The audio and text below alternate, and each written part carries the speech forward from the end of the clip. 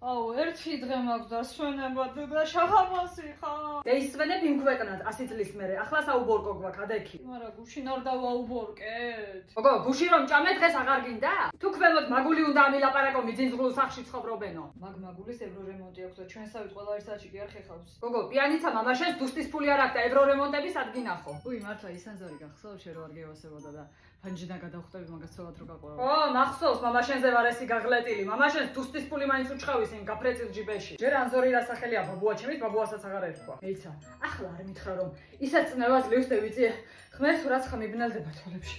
კაპლი მომდა. ამამთავრებინე, მაგ ჯიბე გაღლეტილ მანზურიმ გახსნა თავისი კომპანია. ხო და ძალიან სწრაფად გაყიდინებენ, ან გაგაყიდინებენ, ან გაქირავებინებენ, ან გაგაქირავებინებენ ბინებს. ძალიან მაგარ ფასად და ძალიან მაგარ ბინებს. ხო და რავი, შენ ხო გინდა გადასვლა ძალიან კარგ ბინაში და ძალიან იაფად.